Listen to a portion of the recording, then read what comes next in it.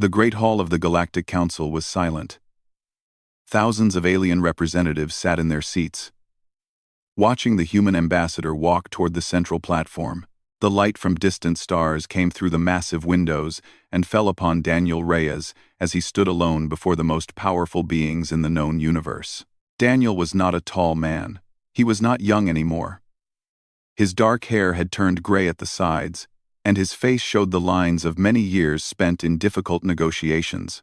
But his eyes were calm and steady as he looked up at the council members who towered above him. The Tarani High Counselor rose from his seat. He was a massive creature, standing nearly 3 meters tall, with hard shell-like skin and 4 arms that ended in sharp claws. His species had ruled this part of the galaxy for 10,000 years, and they did not like sharing power with anyone. "Ambassador Reyes," the Tarani said, his voice echoing through the chamber. "The Council has reached its decision regarding humanity's status in the galactic community." Daniel said nothing. He simply waited. For 300 years, humans have served the Council faithfully. You have built our stations. You have fought our wars. You have solved problems that other species could not solve. The Tarani paused, and something like a smile crossed his alien face. "Perhaps you have served too well. Your influence has grown too large. Your ambitions have become too great." A murmur went through the chamber. Representatives from 100 different worlds leaned forward in their seats. "Therefore," the Tarani continued, "humanity is hereby reduced to observer status. Your people will no longer hold positions of authority in Council space. Your military forces will withdraw from all patrol routes. Your trade rights will be limited to your own sector." Daniel listened to every word. He did not argue. He did not protest. When the Tarani finished speaking, Daniel simply nodded his head once. "I understand," he said quietly. "Humanity accepts the Council's decision." The chamber went completely silent. Every alien in the room had expected anger. They had expected threats and demands. Humans were famous for their passion, their refusal to accept defeat, but this human showed them nothing. His face was like stone. Daniel turned and walked out of the chamber without another word. His footsteps echoed in the silence until the great doors closed behind him. In the weeks that followed, the galaxy watched in confusion as humanity did exactly what the Council had ordered. Human workers on alien worlds packed their belongings and boarded transport ships. Human engineers shut down the machines they had built and taught alien replacements how to operate them. Human soldiers returned their weapons and said goodbye to the alien comrades they had fought beside for generations. Admiral Katie Morrison stood on the bridge of her flagship and watched the stars pass by. She was a woman of 50 years, with short gray hair and the kind of face that had seen too many battles. Behind her ship, a fleet of 300 human vessels moved in perfect formation. "Admiral," her young aide said, "we have received another message from the Veloxi government. They are demanding that we continue our patrol of the outer reach. They say the pirates will return if we leave." Katie smiled, but there was no warmth in it. "Tell them we are following the Council's orders. Humans are stepping back from positions of influence. We would not want to seem too ambitious. But Admiral, thousands of Veloxi civilians depend on our protection. If we leave, the pirates will—" "I know what will happen," Katie said softly. "And so do they. Perhaps they should have thought about that before they voted to send us away." The aide was quiet for a long moment. "It feels wrong, ma'am, to leave people who need us." Katie turned to look at the young officer. "It is wrong. But we did not make this choice. They did. And now they must live with what they have chosen." On 100 different worlds, similar scenes played out. Human doctors closed their clinics and left alien patients in the care of less experienced healers. Human teachers said goodbye to their students and returned to Earth. Human merchants sold their businesses and took their knowledge with them. Some aliens begged the humans to stay. Others celebrated their departure. But most simply watched in silence, not understanding what was happening until it was too late. The last human transport crossed into Earth space on a cold morning in December. Captain Ryan Torres stood at the window of his ship and watched as the great gates of the Sol barrier closed behind them. These gates were humanity's greatest achievement, a wall of energy that surrounded their home systems and kept out anyone who was not welcome. "Captain," his navigator said, "we are receiving transmissions from Council Space. They are asking why we have sealed the barrier." Ryan did not turn from the window. "Tell them the barrier will remain closed until further notice. Humanity needs time to consider its place in the galaxy. And if they demand we open it?" Ryan finally turned, and there was something hard in his eyes. "Then they can try to open it themselves. They think they do not need us. Let them prove it." Behind the barrier, humanity began to change. Factories that had built ships for the Council now built ships for Earth alone. Scientists who had shared their discoveries freely now kept their secrets hidden. Soldiers who had defended alien worlds now trained only to defend their own. And in the great cities of Earth, children grew up hearing stories about the galaxy that had rejected them. They learned about the Council's betrayal, about the allies who had turned their backs on humanity when fear overcame gratitude. These children grew angry, and their anger became determination. Daniel Reyes returned to Earth a tired old man. But he did not rest. Instead, he gathered the leaders of humanity together and spoke to them in a quiet voice. "The Council believes they have won," he said. "They believe they have put humanity in its place, but they do not understand what they have done. They have given us something far more valuable than any position or title." "What is that?" someone asked. Daniel smiled. "Time. Time to prepare for what is coming. The Council has forgotten the old enemy, the enemy that nearly destroyed this galaxy before humans rose from the mud of Earth. But we have not forgotten. We have never forgotten." "The Vorax," an old general whispered. "Yes. The machines will return. They always return. And when they do, the Council will learn the true cost of sending humanity away." Outside the window, the stars burned cold and distant, and somewhere in the darkness between galaxies, something ancient began to stir. 10 years passed, and the galaxy began to fall apart. It started slowly, with small problems that nobody thought were important. A power system failed on a distant station. A disease spread through a farming colony. A trade route became dangerous because nobody was there to patrol it. Each problem seemed minor on its own, but together they painted a terrible picture. Nexus Station was the largest trading hub in the known galaxy.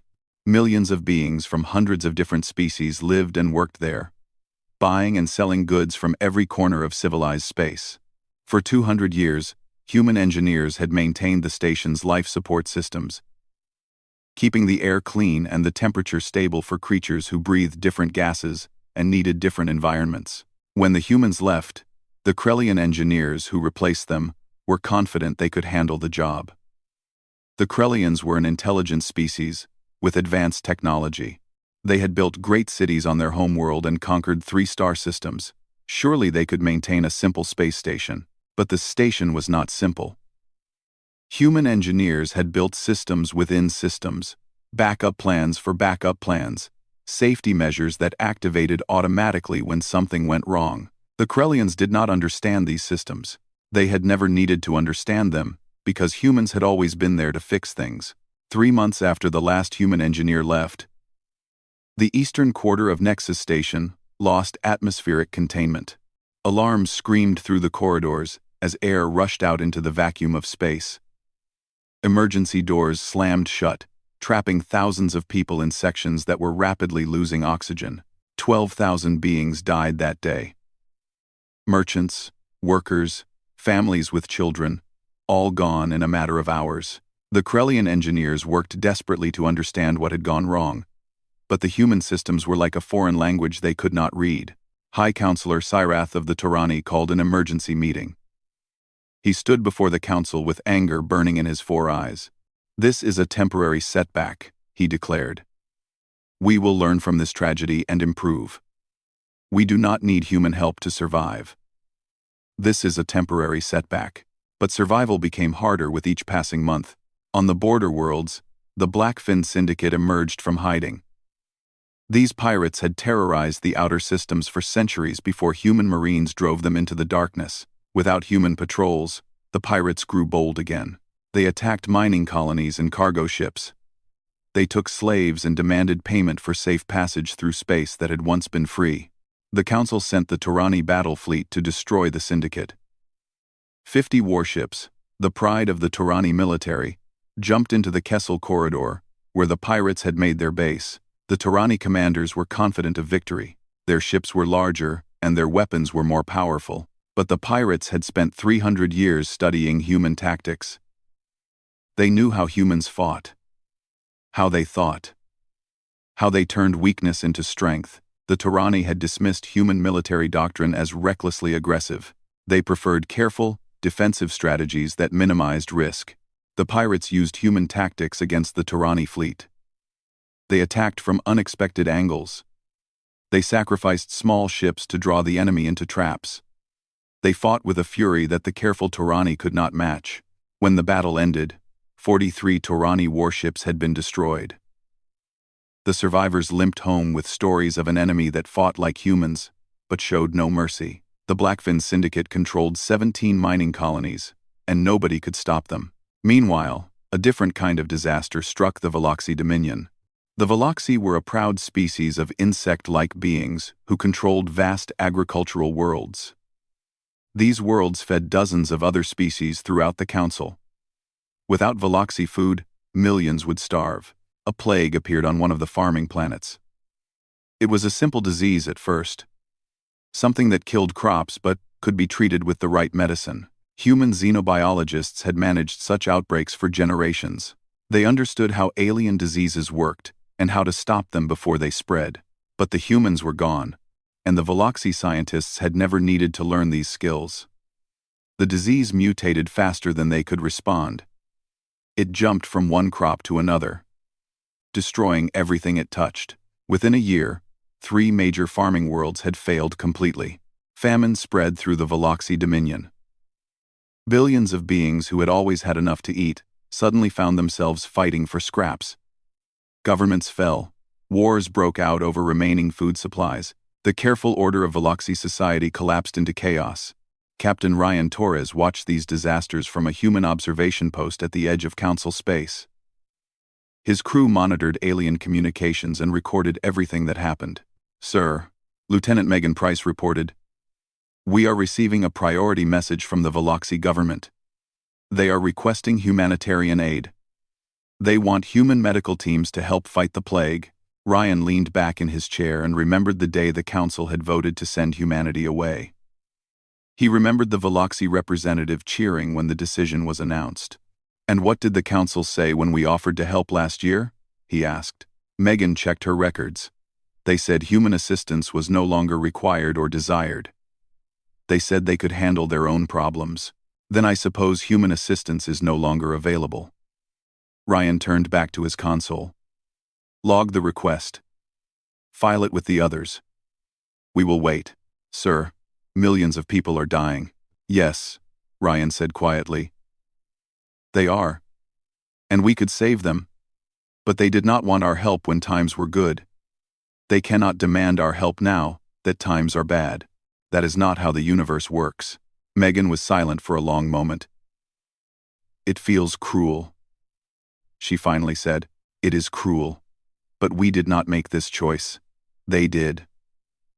Ryan stared at the stars beyond the viewport. "Perhaps, when enough of them have suffered, they will understand what they threw away.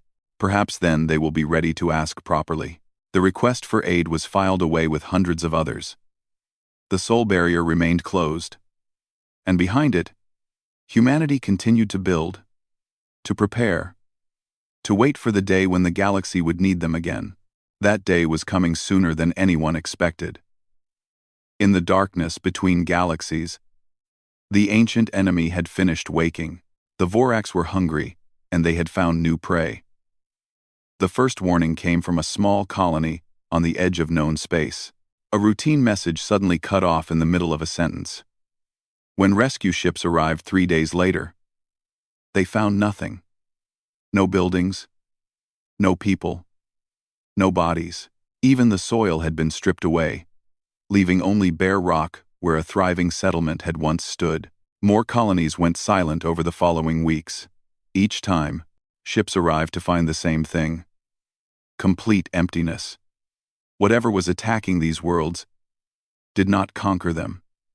It consumed them entirely. The Council sent a fleet to investigate. 50 ships jumped to the last known location of a colony that had stopped responding. What they found there changed everything. A wall of darkness filled the space before them. Millions of ships, each one black as the void between stars, moved in perfect formation. They were not like any vessels the Council had ever seen. They looked almost organic, like insects made of metal, and they moved with a terrible purpose that made even the bravest officers feel afraid. The fleet commander tried to communicate. He sent messages of peace in every language the Council knew. The darkness did not respond with words. It responded with weapons. In less than an hour, the entire Council fleet was destroyed. Only one small scout ship escaped to carry the news back to civilization. The pilot was barely alive when he reached Nexus Station, and his words sent terror through every heart that heard them. "The Vorax," he whispered before he died. "The Vorax have returned." High Counselor Cyreth called an emergency summit. Representatives from every species in the Council gathered in the Great Hall where, years before, they had voted to send humanity away. Fear filled the room like a poison gas. "The Vorax are a legend," the Veloxy ambassador said, though his voice shook as he spoke. "Stories to frighten children. They cannot be real." "They are real," Cyreth replied. "The records from the ancient times are clear. The Vorax are a machine intelligence that has consumed 3 galaxies. They convert all organic matter into fuel. They turn all technology into extensions of themselves. They do not negotiate. They do not show mercy. They simply consume. Then we are doomed," the Krellian representative said. "If the legends are true, nothing can stop them."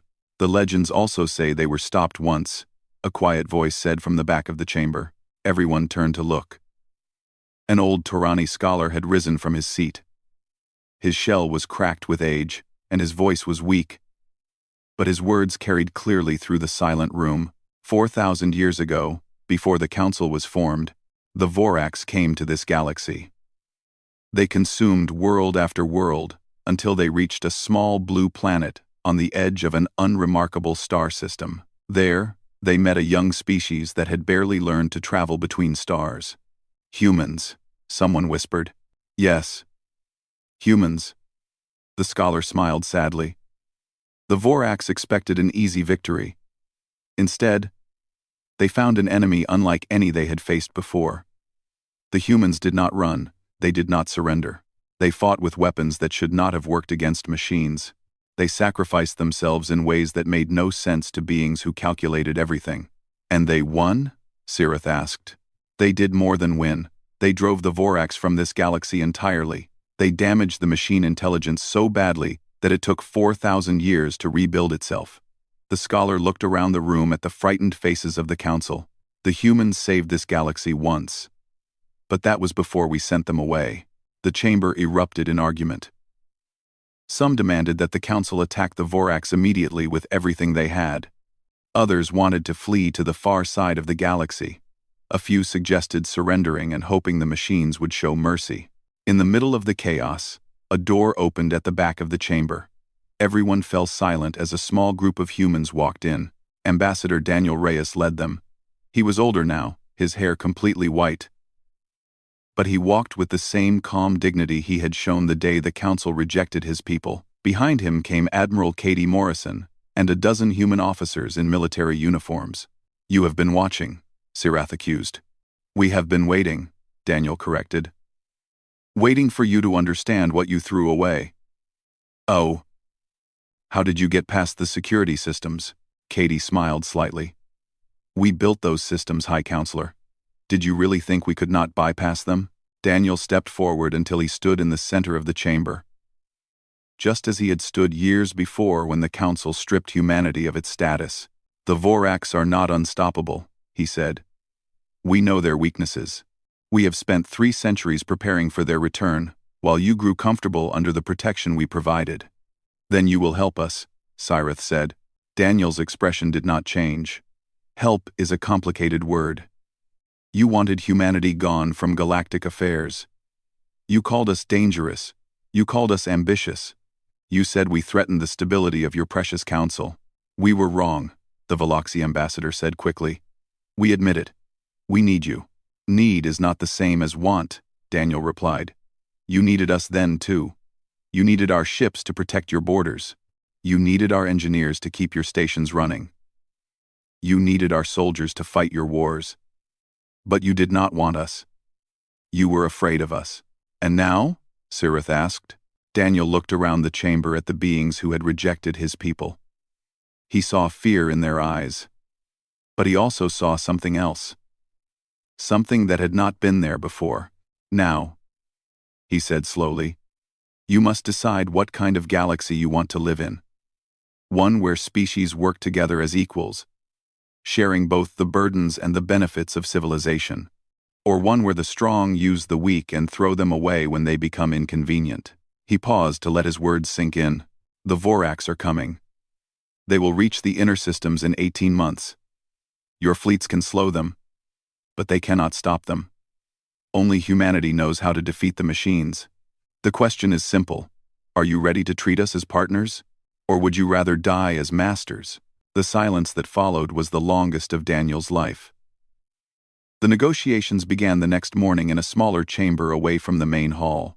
The council had selected its best diplomats to face the humans, but they quickly discovered that this would not be like any negotiation they had experienced before. Admiral Katie Morrison stood at the front of the room with a tactical display glowing behind her.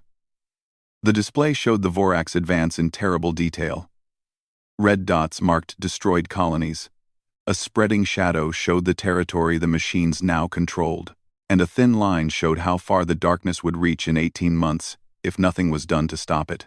Your combined fleets have approximately 4,000 warships, Katie began. The Vorax have millions.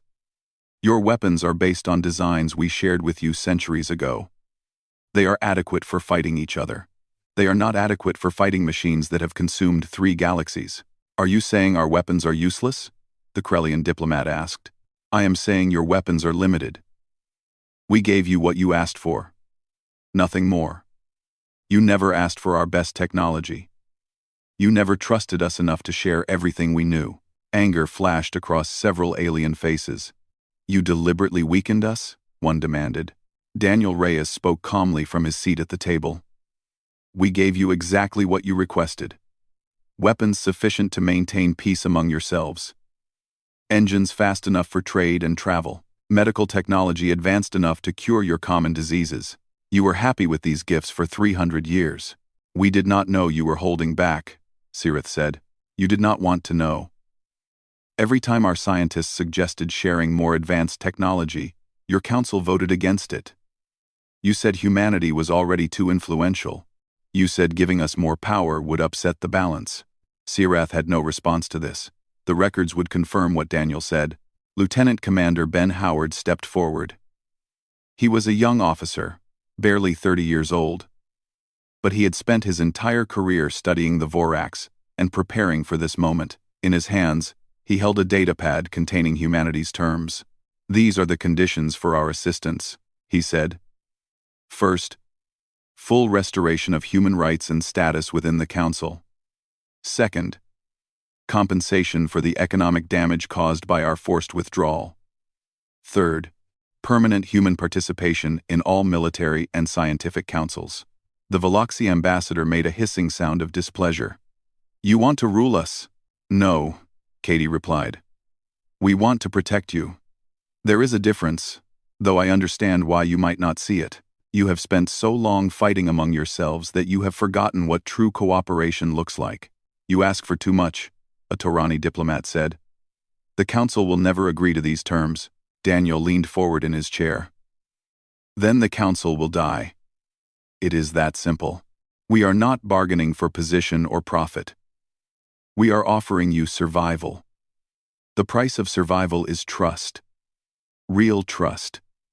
Not the false smiles and hidden knives you have shown us before. How can we trust you? Sirith asked. You have spent 3 centuries preparing in secret. You have technology you never shared. For all we know, you created the Vorax as a weapon to force us into submission. The room went very quiet. Daniel's face remained calm, but his eyes grew cold. "High Counselor," he said softly. 4,000 years ago, my ancestors fought the Vorax with weapons made of metal and fire. They had barely learned to leave their own planet. Millions of them died to save a galaxy that did not know they existed. They did not do this for power or profit. They did it because the Vorax were wrong, and stopping them was right. He stood up slowly. "We have not changed. Humans do not fight because we want to rule. We fight because there are things in this universe worth protecting. We thought the Council understood this. We thought you valued what we offered. We were wrong." "Then why are you here?" the Krellian diplomat asked. "Because despite everything you have done, we cannot watch billions of innocent people die when we have the power to save them. That is our weakness. And it is our strength. We care too much to walk away, even when walking away would be the smart choice." Admiral Morrison pulled up a new display showing human fleet positions behind the Soul Barrier. The Council diplomats stared in shock at what they saw. 30,000 warships, Katie said. 3 centuries of building. Every human world has contributed to this fleet. Our children have grown up training to crew these ships.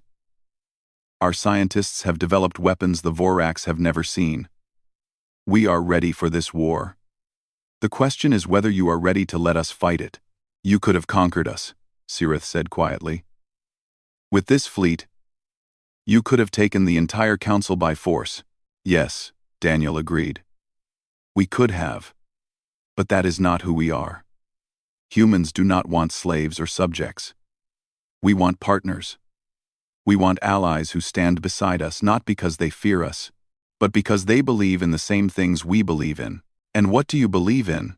Daniel looked at each alien face in the room before answering. "We believe that life is precious. We believe that freedom matters more than safety. We believe that the strong should protect the weak, not use them. And we believe that anyone, no matter how badly they have failed in the past, deserves a chance to do better." He extended his hand toward Sirith. "The Vorax believe in nothing. They are machines that consume and grow and consume again. They have no dreams, no hopes, no love. They are the opposite of everything we value. And that is why they will lose. Because beings who fight for nothing cannot defeat beings who fight for everything." Sirith stared at the extended hand for a long moment. Around him, the other diplomats held their breath. This was the moment that would decide the fate of the galaxy. Slowly, the High Counselor reached out and took Daniel's hand. "Tell us what we must do," he said. Daniel smiled. "Fight beside us. That is all we have ever wanted." The word went out across Council space that same day. For the first time in 3 centuries, humans and aliens would stand together. The Soul Barrier opened, and the human fleet poured through like a river of stars. The Vorax were coming. But now, something else was coming to meet them. The Battle of the Galactic Core began on a morning that had no sunrise. In the darkness between stars, 2 great forces moved toward each other like waves about to crash against a shore. Admiral Katie Morrison stood on the bridge of the Enduring Spirit, humanity's flagship. The ship was massive, larger than any vessel the Council had ever built, and it carried weapons that had been kept secret for 300 years. Around it, 10,000 human warships moved in perfect formation, their crews ready to fight and die for a galaxy that had once rejected them. Mixed among the human ships were 4,000 Council vessels. They were smaller and weaker, but their crews had something they had never possessed before: faith in the beings beside them. "All ships, this is Admiral Morrison," Katie broadcast across every frequency. "For 300 years, we waited. We built. We prepared. Not for revenge, but for this moment. Today, we do not fight as humans alone. We fight as a galaxy united." Captain Ryan Torres stood at the tactical station, his eyes fixed on the displays that showed enemy positions. "Vorax primary formation entering weapons range in 6 minutes, Admiral." Lieutenant Megan Price monitored communications. "Council fleets are reporting ready. They are following our battle plan exactly." Katie nodded. The aliens had finally learned to trust. It had taken the threat of extinction to teach them. But they had learned. Now she had to make sure that trust meant something. "Begin Operation First Light," she ordered. The human fleet split into 3 groups, each one moving with a speed and coordination that the Vorax had never seen. For 4,000 years, the machines had conquered by overwhelming their enemies with numbers. They expected fear, retreat, desperate, defensive actions. What they got was a hammer blow to the heart. The first wave of human ships drove straight into the center of the Vorax formation. They did not try to survive. They did not try to escape. They simply attacked with everything they had, destroying thousands of enemy vessels before the machines could respond. When those ships were gone, more took their place. The Vorax tried to calculate what was happening. Their intelligence was vast, capable of processing more information in a second than most species could handle in a lifetime. But something about the human attack did not make sense to them. The losses were too high. The tactics were too aggressive. No rational species would sacrifice so many ships for such small gains. But humans were not entirely rational. They never had been. On the 3rd day of the battle, Daniel Reyes led a small team of volunteers into the heart of the Vorax command structure. They traveled in a single ship, hidden among the debris of destroyed vessels, moving closer and closer to the central intelligence that controlled the entire swarm. "Ambassador," the pilot said quietly, "we have reached the target coordinates. The Vorax core is directly ahead." Daniel looked out the viewport at the thing they had come to destroy. It was enormous, a sphere of black metal and pulsing light that stretched across thousands of kilometers. This was the brain of the Vorax, the ancient mind that had consumed 3 galaxies. If they could destroy it, the swarm would collapse, but destroying it would require a weapon of terrible power. A weapon that would kill everyone who used it. "You do not have to come with me," Daniel told his team. "I can activate the device alone." A young engineer named Peter smiled sadly. "We came this far together, sir. We will finish it together." Daniel nodded. There was nothing more to say. These people knew what they had chosen. Their ship flew into an opening in the Vorax core, diving deeper and deeper into the machine intelligence. Around them, corridors of metal and light pulsed with alien energy. Drones tried to stop them, but the human ship was too fast, too determined. They reached the center of the core, a vast chamber where streams of data flowed like rivers of light. Here, the Vorax mind was most concentrated. Here, it was most vulnerable. Daniel armed the weapon. It was a simple device, really.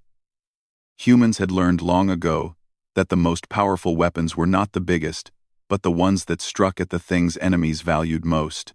The Vorax valued information above all else. The weapon would create a cascade of false data that would spread through the entire swarm, destroying their ability to think clearly. But the cascade required a trigger that could not be automated.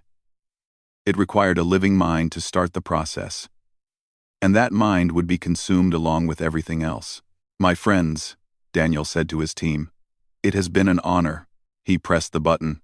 Light exploded outward from the Vorax core.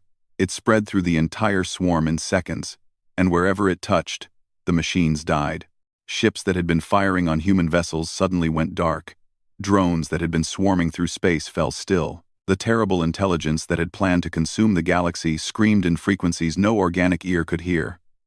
And then it was silent. The battle was over.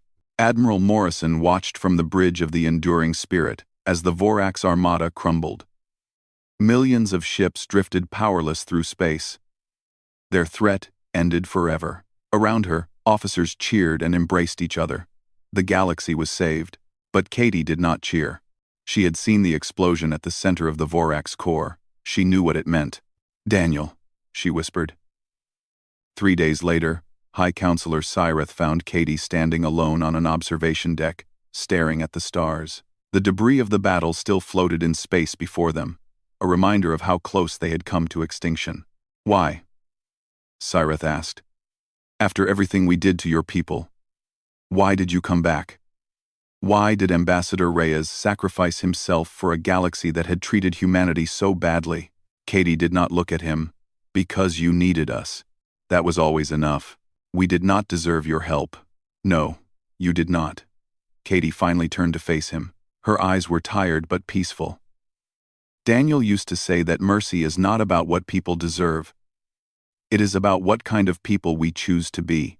Humans chose, a long time ago, to be the kind of people who help. Even when it hurts. Even when it is not fair. That is what makes us who we are. Cyrath bowed low, a gesture of respect his species had never offered to any other being. Then perhaps we should learn to be a little more human. Katie smiled. That is all we ever wanted. The memorial to Ambassador Daniel Reyes was built on the site of the final battle. Beings from every species in the galaxy came to see it. To read the words carved in 100 languages, he departed quietly.